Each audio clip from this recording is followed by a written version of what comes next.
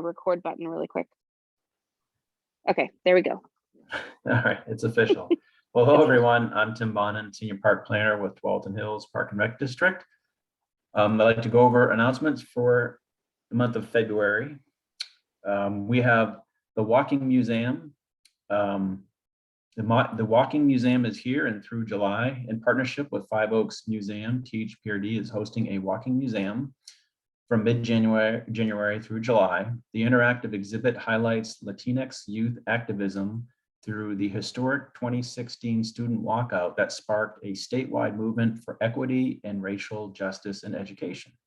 You can walk these exhibits at Autumn Ridge, Camille, Cedar Hills, Recuerdo, and Greenway Park, and also at the tennis complex at the main HMT complex. Spring registration is about to begin. Register for Tualatin Hills Park and Rec District spring programs, classes, and activities begins Saturday, February 26th at 8 a.m. for in-district residents. Out-of-district residents starts on Monday, February 28th. The spring schedule is now available online. We do have printed copies available at facilities, and also financial assistance is available. We do encourage you to register online, but we will, people are welcome to come and fill out forms in person if they would like at selected facilities. We also have a welcoming event for our Spanish-speaking patrons. We have bilingual staff available to help select classes for spring registration at the main complex. The dates for that will be February 7th to the 11th from 5 to 7 p.m. and on Saturday, February 26th from 7 a.m. to 12 p.m. Open enrollment for preschool. Open enrollment for the 2022-23 preschool 9-month school year opens on Wednesday, February 9th at 9 a.m. Preschool classes are held at 3 locations: Cedar Hills Rec Center, Conestoga Rec and Aquatic Center, and the Tualatin Hills Nature Center. For events for February, on Wednesday the 9th, we have our virtual regular meeting of the Board of Directors at 7 p.m. On Tuesday the 15th through March 15th, we have our spring native plant sale at the Tualatin Hills Nature Center. Select from 100 species of premium quality native plants. These climate resilient plants will enhance your garden to best support pollinators and wildlife. You can sign up and order online, again from February 15th to March 15th at sparrowhawknativeplants.com. I'll put that website in the link here. And then you can pick up your orders at the Nature Center on April 15th and 16th. And also on Tuesday, the 15th, we have our virtual programs and events advisory committee meeting at 6:30 p.m. And then on Wednesday, the 16th, we have our virtual park and facilities advisory committee meeting at 6 p.m., followed by the Nature and Trails Advisory Committee meeting at 6:30 p.m. And then we have on Wednesday, the 23rd, a virtual budget committee meeting at 6 p.m. As always, we have one-day volunteer events for individuals and families that can be found on our main webpage. And to follow up, I think it was Ronald from last month asked about the chips around the softball fields at HMT. We've added more chips around that perimeter trail and also along the pathway that goes north-south. And we're looking into actually adding gravel to the trails later this spring, maybe by summer, to start converting those chip trails into gravel to have a more sturdy surface through the wet season. So those are the events I have. Does anybody have any questions for me?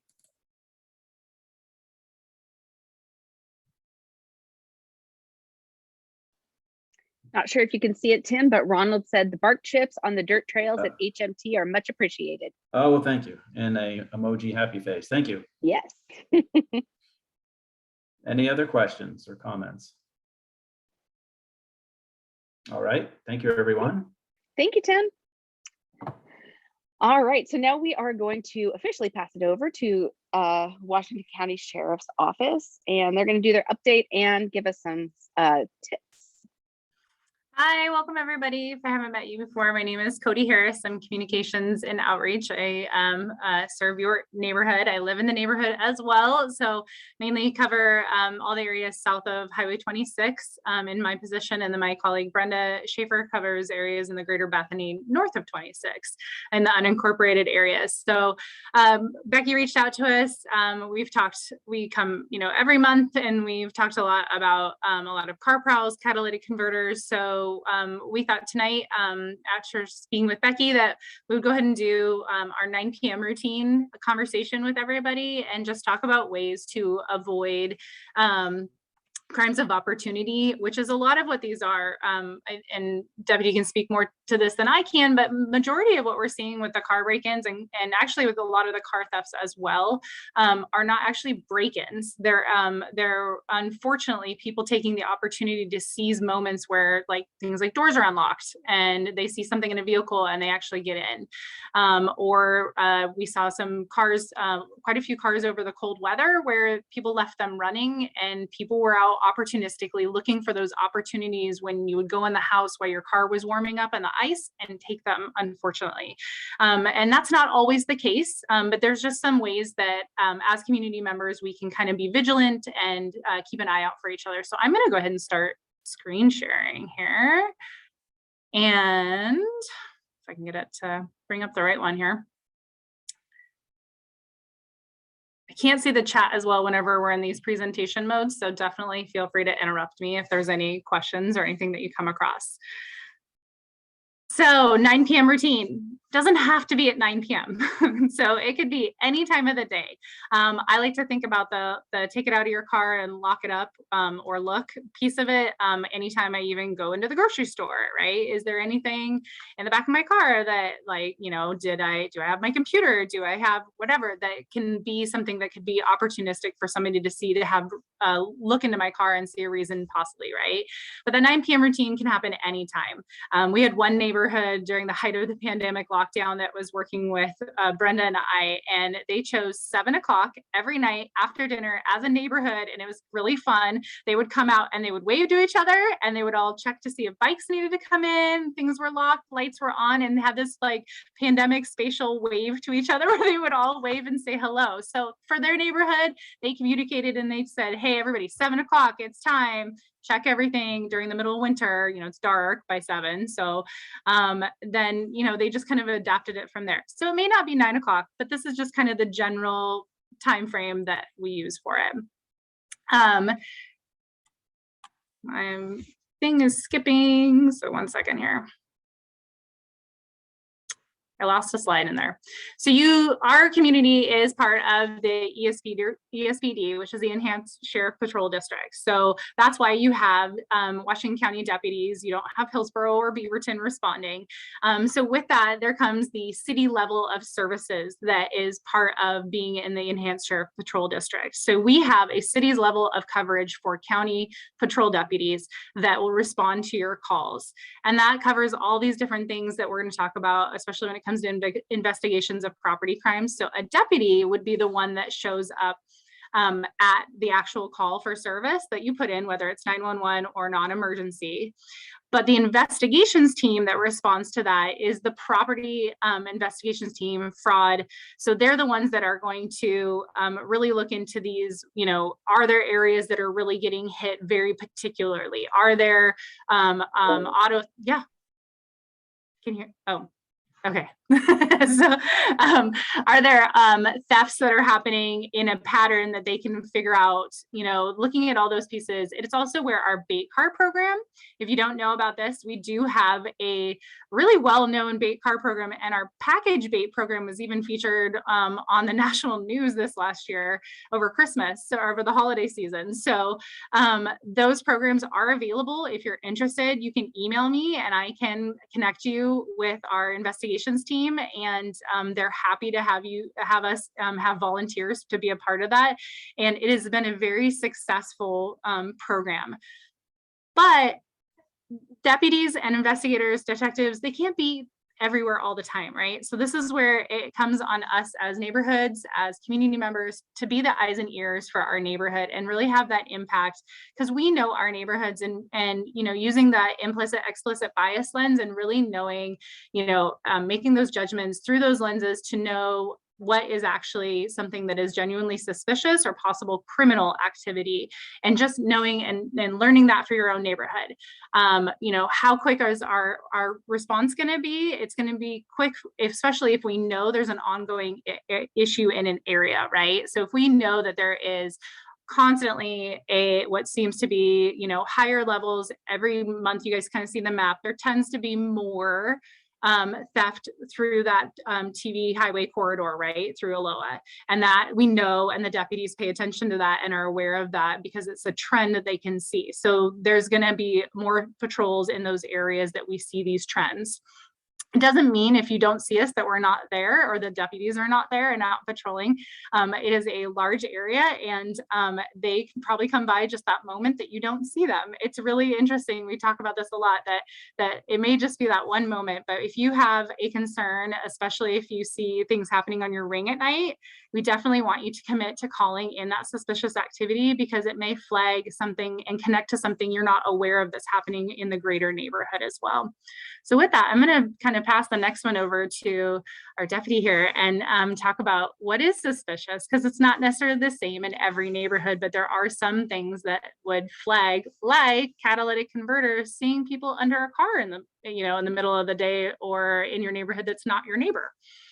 And with that, it's anything can be very, very suspicious, but you know your neighborhood better than we do, right? If you see a neighbor whose car and someone's working under it and you don't recognize the person, right? I may just see a person under a car as I'm driving by and it looks like the person that owns the house, but someone who's the neighbor might be like, they'll call 911 and be like, no, that is somebody who does not belong there. So it's important for you for everyone to just give us a call. And the best thing that can happen is we check it out. It ends up being nothing. It was a brother that came to help. Great. It was a brother that came to help and nothing happens and we move on our merry way. But if it's not, and we end up catching a person, we generally end up stopping multiple crimes, because that person who's committing one crime is usually up for more than just one that day. So, you know, in looking things that are suspicious, I mean, I just had a call today where a gentleman called in and said, hey, there was a car and it looked like it was following an Amazon truck. It happened at 9 a.m. and I come into work at 12 and he called at 4 p.m. So I was just like, hey, the important part of not only seeing something suspicious is also calling us right away. Because if not, for us, you know, once I get the call at 4 p.m., then I can't figure out what car it was or who it was. And again, it may be nothing, but it may be someone who was following the Amazon truck to just get to pick up packages.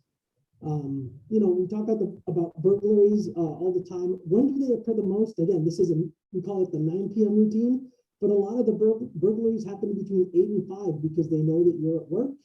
They know that you're out of the house. The pandemic has changed that a little bit, I think, but that's when they look for it, because if they see you leave the house, they don't see a car in the driveway.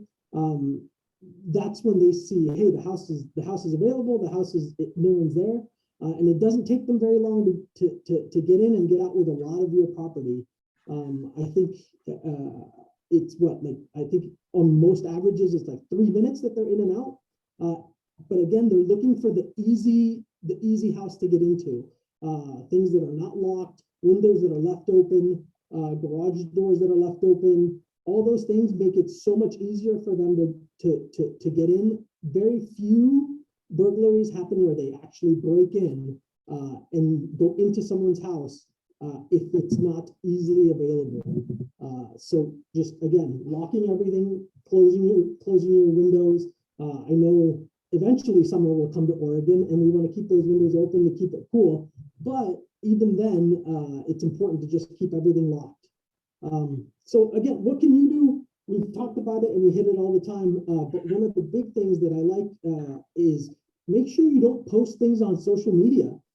People look and try and find people that are going to be gone for a week. And on social media, they'll check that, they'll look at it and they'll be like, hey, that person won't be gone. We'll check out the place, and if they're not there, that's when they try and break in. That's when they actually break windows, because they'll know you won't be there for a while. So again, the 9 p.m. routine, going back to that, just, you know, Cody talked about leaving your car unattended while it's running. I know it sounds great. I know it's been really cold out. So it's great to have your car warm and ready to go, but don't leave it with keys in the car. I know it's expensive, but you can go to, I think it's Car Toys, and they'll put in a nice little thing where you can turn on your car without a key in it, and it won't go anywhere, and it'll warm it up for you. And I know it's a little pricey, but it's better than having your car taken. Or start the car right, and then make sure you lock it with the keys in your hand. Don't lock your keys in the car, because you don't want to call for help for that either, right? Yeah. And then take it inside to do whatever you need to do. But that is definitely it. We saw a spike in that this year that was really interesting. So that's just something to be aware of. Absolutely. Other things that are great is cameras in the front of your house, in your driveways. That deters people from going after your cars. Also at night, motion sensor floodlights really scare people, because if there's a floodlight that goes off, guess what? It catches my attention if I'm driving by. It catches neighbors' attention if they're walking by or just checking out a window, and they'll look. And if they see something suspicious, hopefully they'll call. So parking in well-lit areas is nice, but making sure that you have well-lit areas in your home is even better. Go to the next one. Yeah, no, and I would just say to add to that, so it's the same thing, you know, looking around, did you bring in the kids' bikes if you got kids around, or if you have a bike? Did you leave something on the patio? You know, did all the packages come in? Getting alerts if you know you have packages coming through. You can also sign up for mail alerts to make sure those come in. You know, checking your mailbox regularly to avoid, if you don't have a locked mailbox, especially, you know, making sure that that doesn't look overflowing, that can appear like you're not home as well. Just these little things do tend to make quite a large difference. It's called, a lot of this is goes back to something that's called crime prevention through environmental design. So it's making sure that an area is well lit, that the shrubbery is trimmed back. You could still have privacy, but that it's like, you know, little things like putting gravel even under window frames on your house are helpful tips that would help alert you to the sound of somebody walking on the gravel. There's so many more details we can go into. If anybody's interested in having a more in-depth neighborhood watch meeting, I'm happy to host those. But just these simple things have been proven to help really those crimes of opportunity is what we're talking about. And that's the majority of what we're seeing in our area are these really quick 30 seconds. They're going to try a door handle. If it doesn't unlock, they're going to move to the next car. 30 seconds, they're going to try the next door handle. Doesn't work, they're going to move on to the next car. And a lot of us have seen these on Nextdoor. That's a really important thing too, you know, is to continue report. Nextdoor, we cannot see it. As an agency, we do not have time to look on that. There is an option, once I'm done screen sharing, I'll share for online reporting if you have no suspect information. If you have suspect information, obviously to us, that is one of those things where it's going to need more detail and definitely call into non-emergency if it's afterwards. If it's in action, if you catch on your Ring camera, on your security cameras, out your window, you see people you think are car prowling or are prowling through houses. There actually in Aloha a couple of weeks ago, we did have a gentleman looking in some windows, and the neighborhoods quickly caught on to it over a period of 2 nights, and he was arrested. So that was just the neighbors looking out for each other and keeping an eye out. What was caught on camera the first night, talked to our deputies that afternoon. The next day, the individual was caught in the act. So just by neighbors communicating and calling in directly when that occurred. And so thankfully nothing was actually stolen in that case due to quick thinking. But emergency for sure in those cases where you actually see something in action. So with that, a couple of tips for that is if you see someone doing something, don't yell out, "I'm calling the police." Give us a heads up. Just call us. Let them continue doing it so that we get the heads up and get there faster before they take off running. It just kind of gives us a heads up in catching them. And with that, just be a good witness. See if you can identify them really well. See what remember in your head what they're wearing. If you see a car, try to get a license plate safely, right? If you can't do it safely, we don't want you going outside or anything like that. But if you can, be as the best witness possible, which means, hey, you know, height, weight, what they're wearing, what kind of hair they have. Do they have facial hair? Are they wearing gloves? What color are they wearing? Because all of that information really helps us capture people that are out there committing crimes. So I can go a little bit more in depth, but I'm going to stop sharing for a second to see if there's any questions, or is there any particular issues that anybody would like to share with us that we can take back to the rest of our teams. Otherwise, we can talk a little bit more about just some of those household versions, like the lighting and just awareness of you know, best practices. But I think that covers the majority of it. But Becky, I know, what were some of the concerns you were hearing about from community members? Yeah, it's a lot of the car prowling. Actually, my neighbors across the street had their car stolen because they had the Apple AirTag in it. They were able to locate it in Gresham and recover it. But the neighbor next door to them, whoever stole the other neighbor's car, actually went into their garage and was looking through their garage. So just, yeah, a lot of cars, you know, people getting into the cars. And a tip on that one, we highly encourage people to not leave their garage door opener in their car. It is very common that we will just forget one time to maybe even just not lock our car doors, and that opportunistic moment, people will actually just take the garage door opener and then come back later at an opportunistic moment. And you may not even know it was missing if you don't use it regularly. So just not even leaving it in the car and only taking it, like hang it with your keys, take it in and out with you, is a really one of those things. And then what happens too is a lot of people then don't lock the door from their garage to their house. So then it's just an additional entryway opportunity that moves further into the opportunity, right? And so this is just about opportunity. Unfortunately, this is just one of those things that we do have to talk about, that you know, I wish that we didn't have to worry about those things, but there are people out there that are seeking these opportunities. Great. You see, we have a question from Jacob in the chat. You noted that after a crime is reported, it can be assigned to an investigator. Are those investigators specific to property crimes? If so, how many property crime investigators are there assigned for Washington County?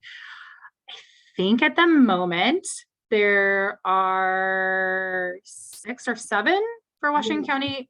8? Is there? Okay. Yeah, 6 or 7, and they're distributed through districts. So in the 6th district where I work, where this is, we have one specific crime investigator that solely works on the crimes in this area. You know, he is in conversation with us when things are happening, so that he's, you know, they try to become an expert in this area, so that we can see trends that are occurring when it comes to people trying to steal, you know, catalytic converters, for example. So in catalytic converters, we do know is another one that's an issue all across the county, all across the state, and across the country. But the law that did go into effect, we're hoping that this is a metal sales law where the companies that buy the catalytic converter metals have to make sure that the person is valid that they're buying from. Unfortunately, not every state around us has that same requirement yet. So it doesn't mean that people can't steal them here and take them to other places. But one of the ways to protect against that, and another way to protect like your computer or your phone or other things, is you can get these metal stickers from all different places, but they adhere so well that you really can't scrape them off. And you put your Oregon driver's license, which is not a Social Security based like number, right? So it's not something we use for credit card and banking or anything. So it's not going to be something where identity theft is as that type of an issue. So using your ODL, you can put that on there, your ID number, right? If you have an ID card, and then that way it's associated back to you. And if that item is recovered, then you can have that sticker on there. Priuses are still the most common, I believe, for the catalytic converter thefts, but there is an opportunity if it's a financial means to be able to do so, to put a plate over the top of the catalytic converter. And you can talk to auto repair shops around that have these different opportunities for that. But a simple way to do it is just these ID the Oregon driver's license ID on your VIN number on that piece, because that's associated to your car particularly, is a great way to track those things. But we suggest it to people to do, and our detective that we work with in the property crimes, he says, you know, put it on your computer, put it on anything that you feel like is that high you know, value for you. And these stickers, let me tell you, they're like these metal stickers. I don't know what they use for the adhesive. They are not easy to get off, and you will be able to tell when has been scraped off, which then all the more flags when they find these items. Okay, something was on here to identify this.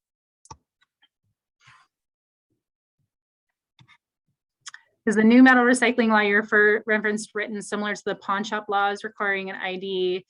It doesn't require an ID. I can try to find the link for the actual law. It requires them to verify that the person they're purchasing the metals from is a valid dealer. So like if you go to an auto repair shop, they're going to have a valid business license that they can show the metal dealer. Look, I own XYZ repair shop. Here is my business license. I have these 6 catalytic converters from repairs I've recently done, you know, and those are the ones that they can exchange. There's lots of places. We can't unfortunately suggest any one place to get those ID stickers, but there's lots of places online. You can just Google, I'm sure, and find a place that, make sure you do your research, make sure it's a reputable place you're purchasing from. But there are actually lots of places. If you go through, I believe it's also it's either the DOJ or Better Business Bureau. They also have a scams and tips pages that they may actually have links. So I'll look for that for everybody too. That's great. I didn't know about those, so definitely going to grab some of those. Thank you. Yeah. I wonder if I can put one on my cat for when he escapes. I'm sure That's what those microchips are for. Yeah. Yeah. Does anybody have any questions or concerns for us about things they are seeing in the neighborhood? And if you're not comfortable talking right now, that's okay too. You can definitely email me or Deputy here. You know, we're available. I can definitely help answer questions and send you the right direction. Great. All right. Thank you so much. Really appreciate that. I need to actually, I thought I was doing a lot, but there are some things definitely that I'm forgetting to do. So, and there's new things every day. And so it's just really just, you know, keeping your eyes open and, you know, just making sure you're locking up is just a simple way for us to protect our own property. Thanks, everybody. Great. Yeah. And I just want to give a plug that next month, Cody's going to be back and going to be doing a big presentation on the Enhanced Sheriff's Patrol District. Is that right? Or no, March. And it's not me. So, but I will be there for sure. But no, that'll be our command staff will be back for that. But I will be here. But I was like, I am. But I believe that's in March or April. Yeah, that they're gonna be. Well, you are now. So great. Thank you, guys. We are actually going to hand it over to Kimmy and Marlis from Willamette Water Supply. They're going to give us a program update. So welcome and thank you so much for being here. Hi, Becky. Yeah, thank you for having us. So just wanted to let you know that we have Jen Minton on the line and Tammy Cleese. So they're 2 people that we may need to call on. So I don't know if you can make them presenters. But you know, after the presentation, if people have technical questions, we might need their assistance. And like you said, Kimmy's here with me too. Yeah, can you repeat those names again? And I can do that right now. Tammy Cleese, Cleys, and Jen Minton. Perfect. There we go. All right. Yeah. So Kimmy is sharing the presentation and I'm going to go through just like the initial kind of overview slides. And then Kimmy's going to dive more into the details of this very large construction project that we're beginning here this month and next month. So go ahead, Kimmy. Okay, so I know this is probably a review for many of you because Kimmy and I both have been coming to CPO6 for a number of years.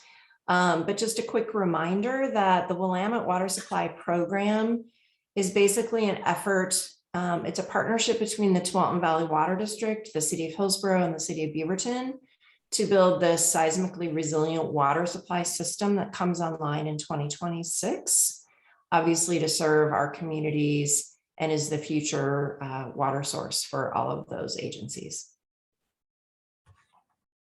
Hang on. There we go. And in a nutshell, this map shows the major components of the project. So number one, down at the bottom of the screen is the water intake on the Willamette River in Wilsonville. And number two is the new water treatment plant we're going to build in Sherwood. Number three, just that whole black line kind of represents 30 miles of large diameter pipeline, and we're talking much of that is 66-inch in diameter, so a very large pipeline. And then water storage tanks, number 4 on Cooper Mountain, and we'll be talking about that because that's part of this project too. So lots of progress has already been made. 6 projects have been completed, 6 are currently under construction, and then 9 start this year. So a lot of Washington County is going to be under construction, lots of roadways impacted by the construction that we're doing beginning this year. And so Kimmy's going to talk a little more detail about this pipeline and the water storage tank construction.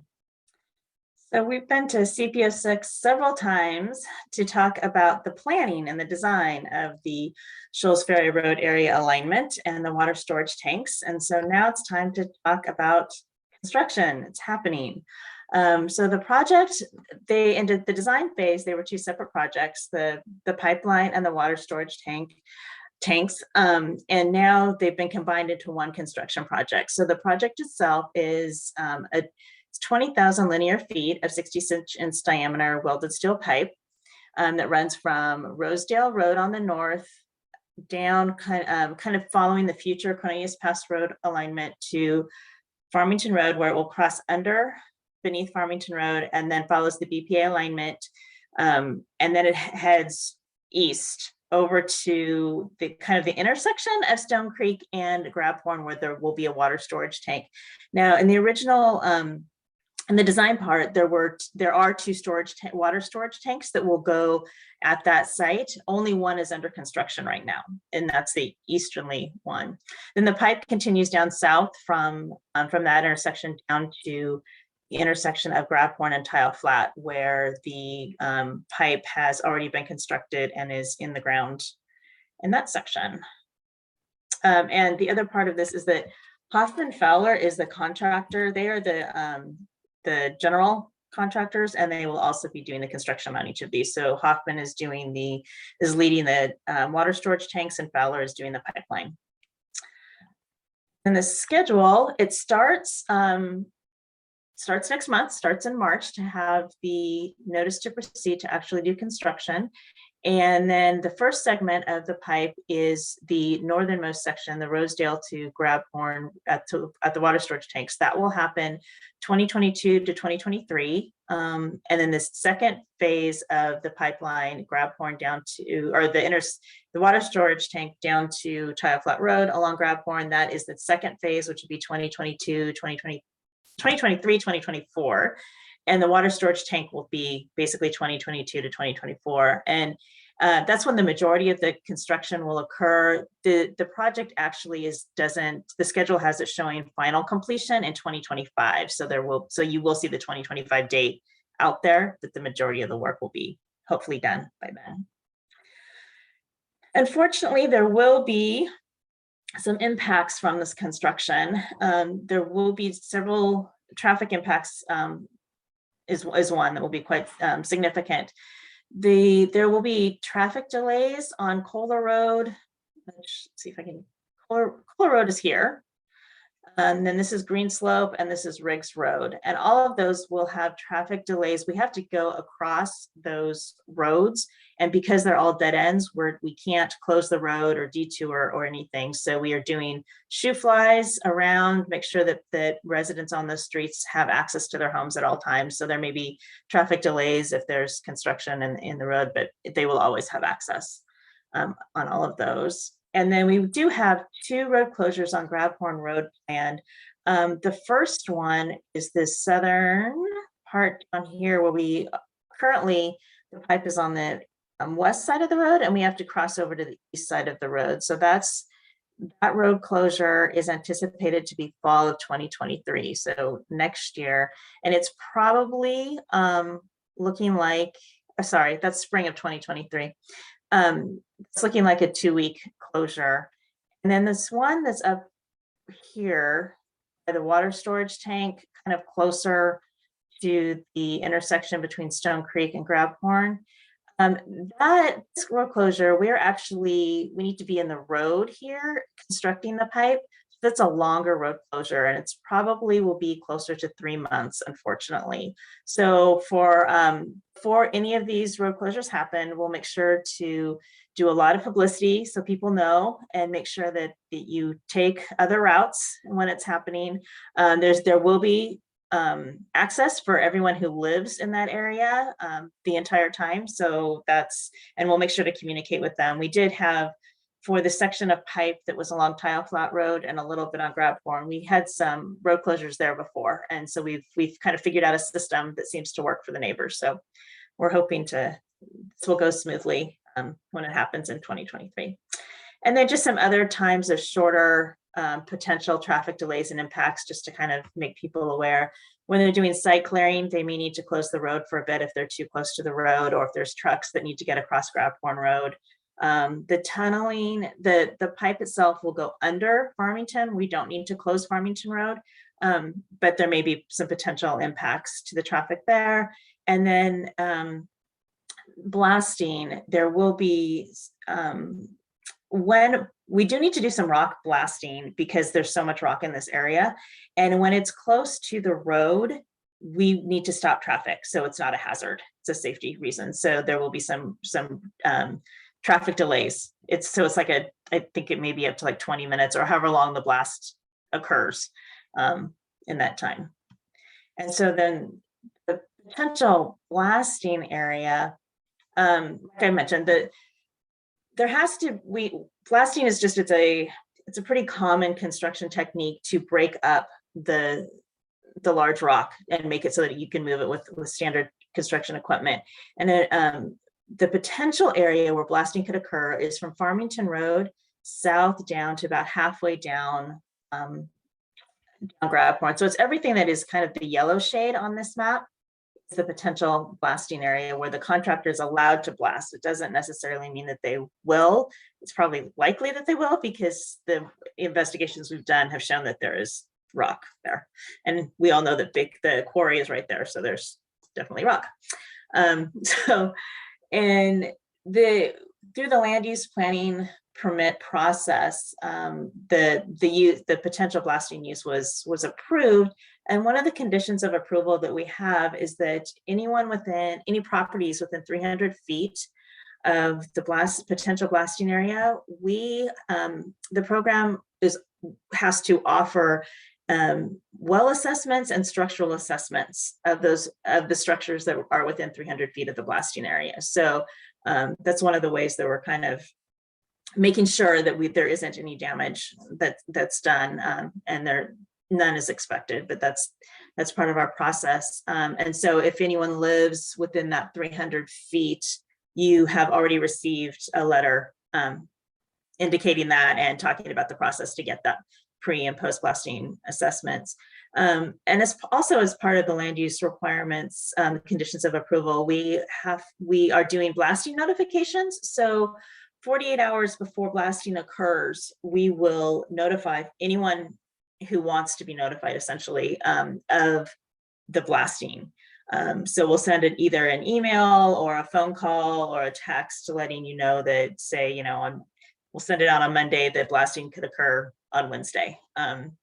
We can't get very specific because it is construction and you can't, things happen, but we can get down to like the days and such. So that's the plan. And if you'd like to sign up for those blasting notifications, you can do so at ourreliablewater.com. Just send us an email or call the hotline and leave us a note saying that you'd like to be added to that, and we will, with your contact information, and we will do that. And then also as part of this, there will be rock crushing on this site, on the water tank site, and on the staging area right across from that to the west of that property. The staging areas are where there's like construction, the trailers and equipment is stored and such. And so they will be doing some rock crushing there.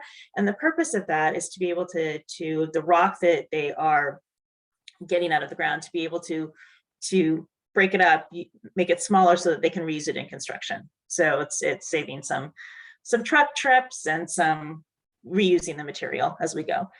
And then what you'll be seeing in the near future is that this month, there will be crews out on the sites. I believe there's already been some work happening on the reservoir, the water storage tank site, where they are marking the easement areas, and they're doing photo and video and drone documentation of the easement areas. And then they're starting to do tree removal and site clearing. I know that the water storage tank, it looks a little different now, because they're starting to get ready for that construction. And then in March, they will get the construction notice to proceed and start construction of the pipeline and the water storage tank. We are planning on doing a Meet the Contractor virtual event on March 1st. And so more information will come on with that. Excuse me.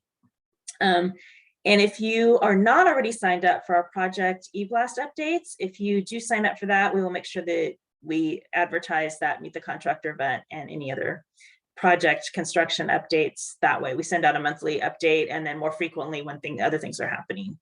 So that's probably the best way to find out what's happening with the project. And that's what I've got. If you've got any questions, we've got the non-technical and the technical people here to answer questions for you.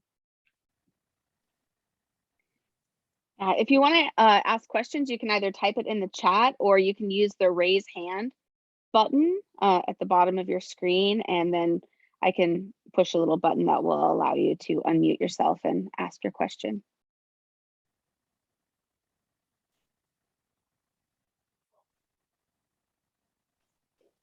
Yes, Deputy.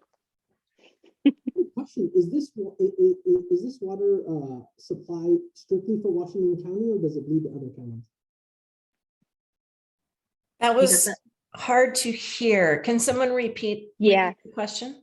He's asking, is this water supply just for Washington County, or is it for other counties as well? Yeah, so the owners of the system are the city of Beaverton, the city of Hillsborough, and the Tualatin Valley Water District. It could be that there are emergency interties with other communities along the pipeline path, but the customers of those agencies will be the recipients of the water. Thank you.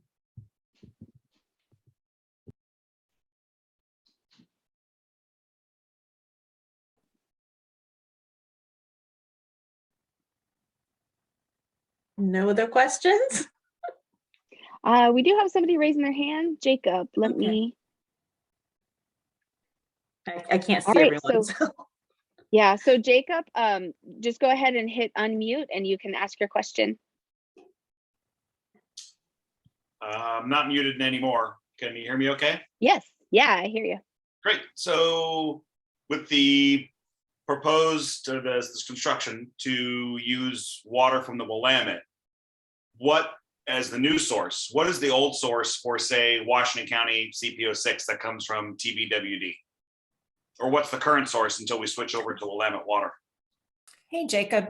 So here, I'll turn my camera on too. Currently, the Tualatin Valley Water District gets their water from the city of Portland, and also from the Joint Water Commission, which is also the city of Hillsborough's water source. And the city of Beaverton is a part owner in that system as well, which is basically the Tualatin River.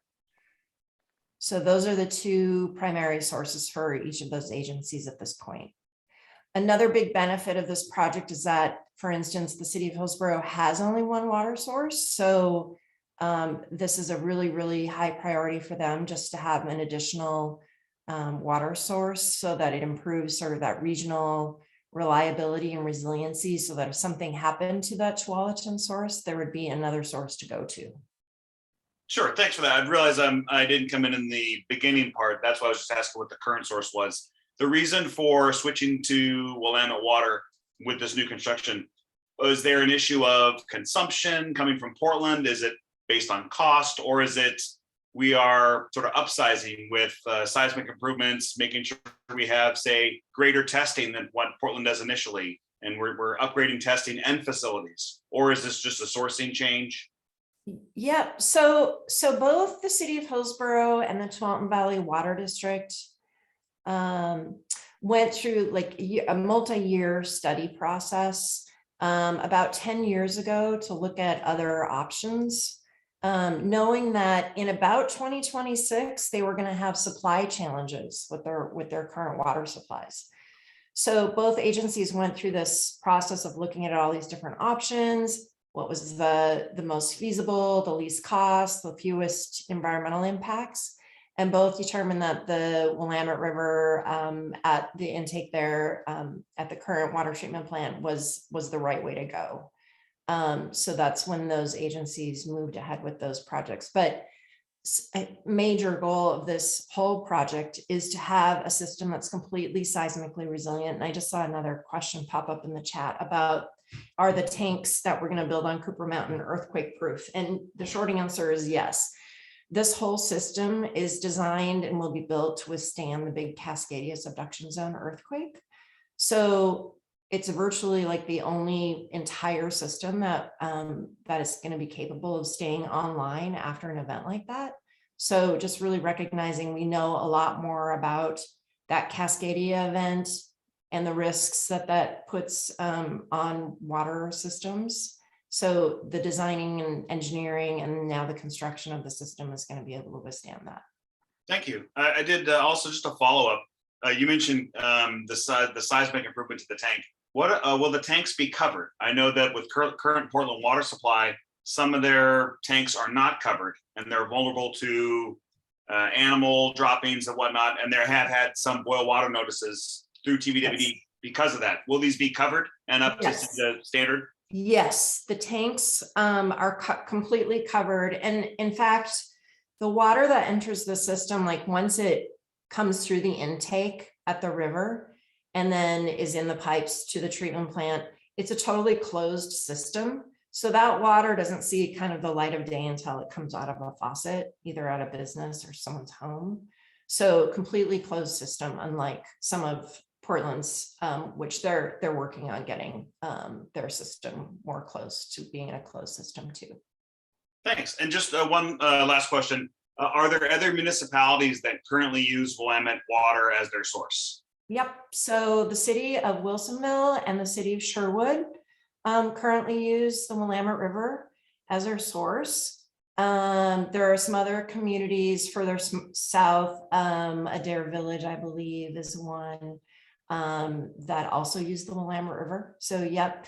And I believe Wilsonville and Sherwood have been online with the Willamette for about 15 years, and they've just had really great success with their water treatment system, which we're going to replicate in most parts. Actually, we're going to have UV as an additional water treatment component to our system.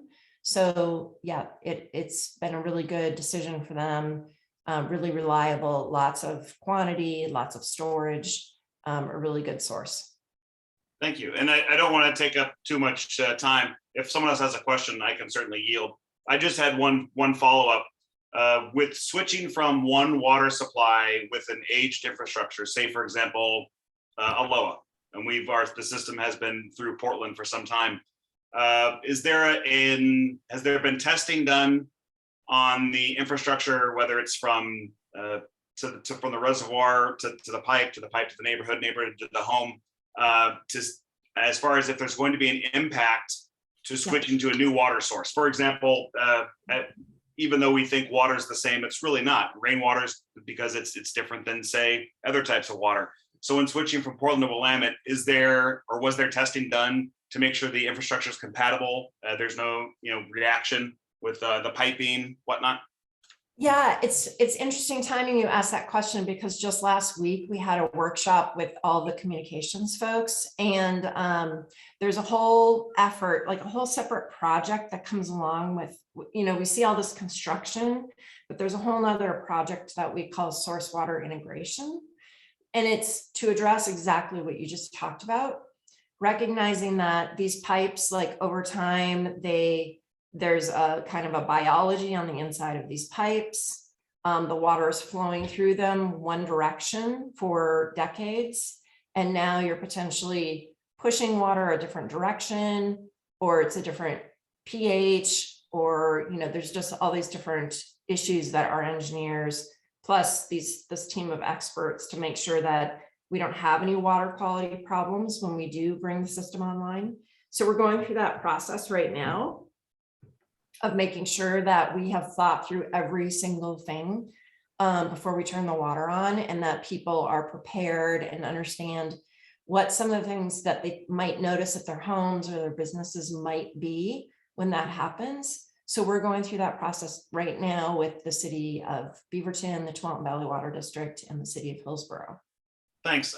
Just recognizing that within Aloha Hillsborough, some of the infrastructure is quite aged. And while the pipes have been replaced in some instances, it's not as if, for example, this project's going to dig up all the existing water piping and just put new piping in. So some piping may be 20 years old, and some might be more than 50 years old, and of different materials. It was made at a different time, and you're correct. With water flowing over it, there are microbiomes in all kinds of water, as much as we filter out. So that is correct. Thanks. I'll just follow up with you maybe via email. I'm just going to just maybe in 2026 when you flip the switch about post online testing. Once everything goes online, will there be testing done at the cities or at homes to validate, to make sure the water is going to be meet standards at that time? Yeah, and I mean, all of these agencies, public health is like the most paramount of importance. So, every single thing that we do, every decision that's made, that is at the top of mind, is public health. Yeah, thanks. It may seem like a long ways off for some folks, but if there was a study done in 2011, that's great. We're talking only 4 years down the road, right? So maybe sooner. Construction might be done sooner. So yes.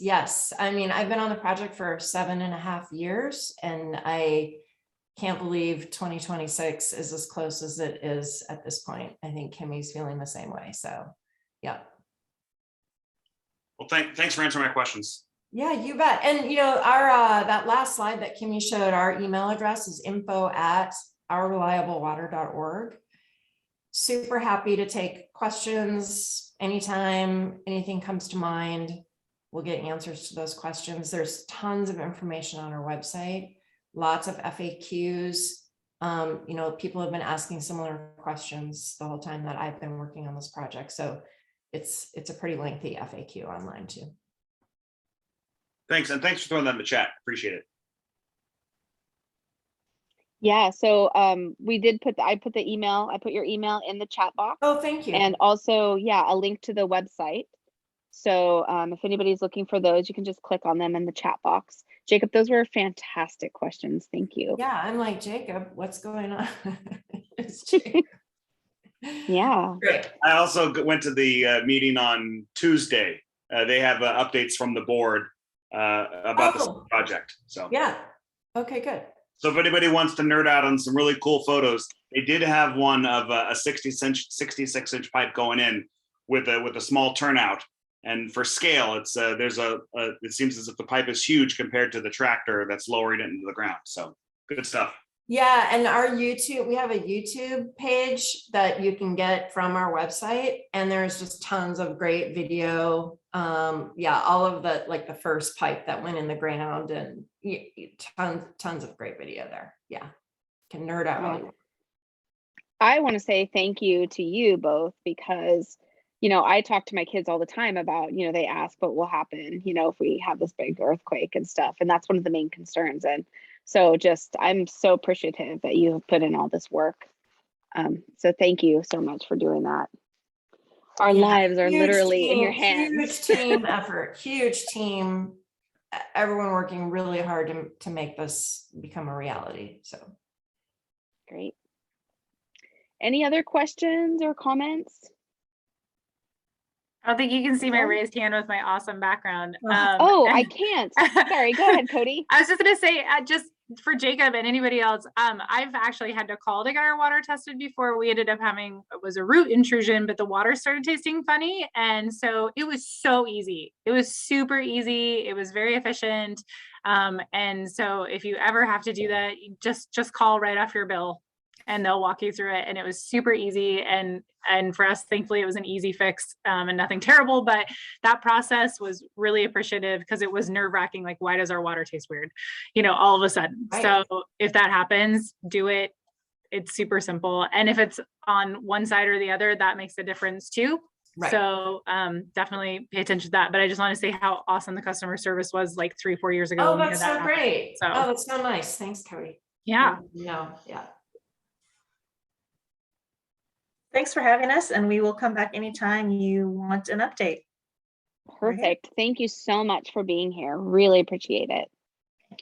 So if there are no other questions, we've hit time. I do want to let everybody know that next month our meeting is on March 3rd, and we are going to have Casara Phipps coming back from the city of Beaverton to talk more about the Cooper Mountain Plan, because I know that that's a big interest for our community, the things going on up there. We'll also have Beaverton School District here to talk a couple minutes about their bond, the district bond information. So please join us then. And as always, I'm going to put it in the chat again. CPO6 leaders@gmail.com. Please reach out and contact us if you have any local concerns or anything that you want to know more about that is going on in our community. We have a Facebook page and a Facebook group, and I know that not everyone is on Facebook. So this meeting has been recorded. I'm going to put that on YouTube. If you are interested in getting a link to that recording, I set it so that people can only get to it if they have the link. So I'm going to put it on Facebook, but if you're not on Facebook and you want a link to the recording, just shoot me an email and I will send that to you. So just going to open it up for 1 second. If anybody has any general questions. I have a general. I do see a hand. Yeah, go ahead. Just getting back to, is it Deputy Orozco? I know there was and also there's reducing crime of opportunity, you know, make sure your foot locker is locked. But in where I'm at in unincorporated Washington County, we have a fair amount of streets that do not have street lamps. And they are it's basically pitch black. And understandably, is there a way that we could look at as a community in unincorporated Washington County to get our streets lit, to eliminate some of the shadows that are blocks long? I mean, you have the porch light, but imagine streets that have no street lamps. It's a dark street. Yeah, you know what? I don't know the answer to that, but I will look into it because I don't know the answer to that. Can you give me the general area where it is so that I can have an idea when I talk to the people that will ask that question? Sure. Yeah, so we're just north of TV Highway. If you're familiar with on 178th, the intersection of 178th and TV Highway, there's a 7-Eleven on the corner. Yeah. If you head north of there towards Johnson, once you pass the intersection, after that apartment complex, it's just dark. There's no street lamps there at all. It's just black. And now granted, you get towards, there's a newer development, and that developer I think is required to put in some street lamps, but they're only doing what they're required to do on the corner. And then you go down Johnson the other way and the street is essentially dark, and you have some house lights. But if we're talking about crime of opportunity and putting up spot lamps, Is there a way that some of the county can look at supplementing and say, hey, look, for blocks that have no street lamps, we'll put in a street lamp in, will that help reduce? Is that something that's been proven to reduce crime? Maybe I don't want to waste anybody's money in the county and put up street lamps if it doesn't work. So I'll be honest with you, when it comes to darkness is their friend, right? If we can't see them, but we just also can't have just lights everywhere. So it's something that they look at. They look at the crimes, they look at the crime areas, and then they'll look at that aspect, and then they'll decide whether it's good or not. But I will talk to LUT about it to see, hey, is this a problem? We can, and maybe talk to somebody at our agency to be like, hey, can we specifically say, like, in this area, are we having a high rate of crime, and does it make sense to maybe put some kind of lighting there? Sure. I mean, yeah, if you've been patrolling out there yourself, you've seen some of the sections. I mean, even along TV Highway, certain sections, when you get out west enough, there are sections that don't have lights on the south side by the railroad tracks. It's essentially black. Yes. Yeah. So on the traffic complaints page on the sheriff's office page, there is a paragraph with a link to the LUT page, and I'll try to grab that here too and put it in. There is a phone number you can also call and give me 1 second and I'll put it in the chat to report areas of concern. So especially if you feel like there's pedestrian safety because of the lack of lighting, especially if you feel like there is traffic issues or other issues, definitely note those and when you write to LUT about that, because that helps them understand why this is a concern. And then you can always talk to Becky about too, that if there's a major concern, the CPO is so great about helping back that for you too. Thanks, Cody. Yeah, as far as pedestrian concern, my wife and I, we've really seen it more so on TV Highway, and that's with the number 57 bus that runs east-west. And with folks just crossing TV Highway, essentially at points that are black on both sides, it's really tough at night for folks who use the bus line, that 57, to get to that south side there, to get the bus running east, and again, I know no one likes, it's tough. I mean, you put in more lights and more crosswalks and you can't make everybody happy. People have to slow down, but it's just really dark out there on TV Highway sometimes for pedestrians. And Becky, just off the top of my head, maybe Commissioner Fry knows more about this too, but there may be improvements, especially on TV Highway, coming with the I just lost the name. The improvements that we got for the Aloha tomorrow that are coming down the pipeline. Yeah, Commissioner Fye, do you know about that? I'm not sure about that one. Yeah, no, I'm here. Can you hear me? Mm-hmm. Yes. Yeah, hi. That like lighting there's a lot of dark spots in Washington County, especially in our district for CPO6. I've been working with our staff on Farmington. I think just after 185th all the way to 209, it's pitch dark, as you know. And so I'm not sure if there's any, I don't know, the Aloha tomorrow, what is happening. I haven't heard anything other than that study was completed, but I do know that we've got some money from ODOT to light up some TV Highway, but it's just TV Highway, so it's not off of, and I was listening to, it sounds like it's off of Johnson towards north. I don't think it goes that far. But the good news that Washington County Land Use and Transportation staff presented a while back, a few months ago, is that they've changed the criteria to new development. So that's a great news, that when a developer, I think the criteria is to include developers to light up, and I think it's open to discussion, but maybe 2 blocks each side of where they're putting up some buildings. So I know that criteria has changed because when I got sworn in, first question I asked was, well, Hazeldale was just put up, redeveloped basically from ground zero. And I was like, there was opportunity to probably get 2-3 blocks of lighting from the developers. And it's not that much of a cost to the developers.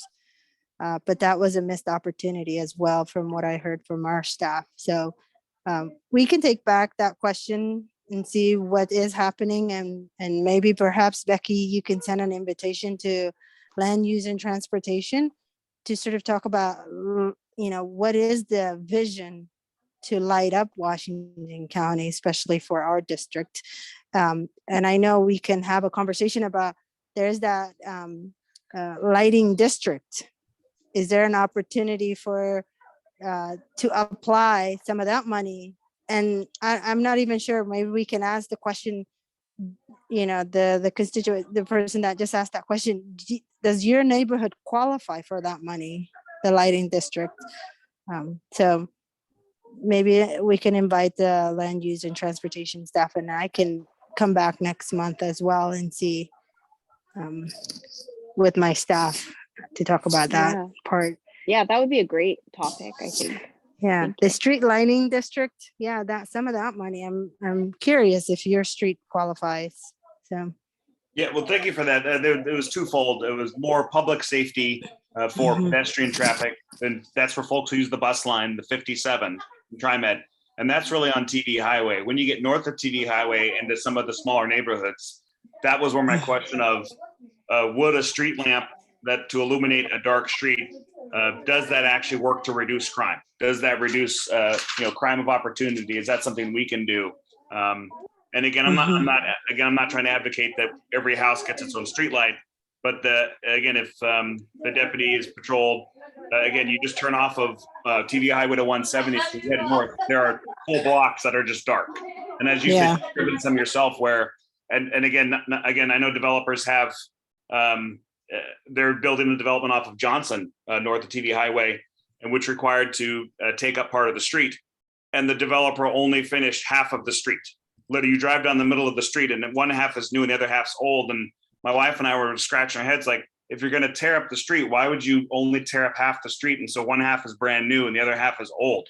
It doesn't make sense to me. But again, I'm not on the board that approves you to only fix half a street. But it's probably, so there's some stuff. And so again, with the requirement of street lamps, I think that's great. But if that reduces crime, I don't know. I don't want to just throw something against the wall to see if it sticks. But if we're encouraging street house lamps and spotlights, maybe a street lamp would help. According to the environmental design for the crime prevention, that definitely well lit areas definitely seem to help. And so one of the tips that we throw out there all the time for shopping during high peak seasons, making sure you park in a well lit area. So I would say that lends itself to saying, yes, there is proven that does help if things are well lit. And like the deputy said too, then you can actually see the possible suspect or the person that may be perpetrating an issue. Thanks for checking that, Cody. Thanks, everybody. Great. Yeah. All right. Well, hopefully we will see you all next time. I hope you have a great week and stay well. All right. Good night, everyone. Bye, everyone. Bye. Night.